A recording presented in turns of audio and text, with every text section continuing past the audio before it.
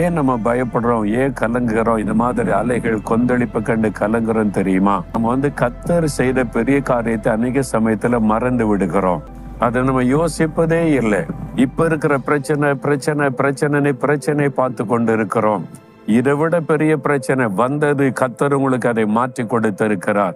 அதை நினைத்தாலும் உங்களுடைய விசுவாசம் பலனடையும், தைரியம் வரும், சந்தோஷம் வரும், உடனே அற்புதம் நடப்பதை நீங்கள் பார்க்க முடியும்.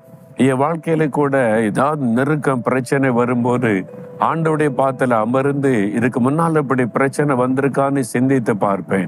இதை விட பெரிய அளவுல வந்தது, நெருக்கம் வந்தது, அவமானம் வந்தது, நிந்தை வந்தது, அவ்வளவுதான் அந்த சூழ்நிலை வந்தது. ஆனா ஆண்டவர் கைவிடல, ஒன்றும் என்னை மேற்கொள்ளல, ஜெயித்து வர உதவி செய்தார். கர்த்தர் செய்த மகிமையான காரியத்தை நினைத்த உடனே ஒரு பெரிய தைரியம், விசுவாசம் புறப்பட்டு வரும். அதை தான் ஆண்டவர் சொல்லுகிறார். அந்த மகிமையான காரியத்தை சிந்தித்து பாருங்க.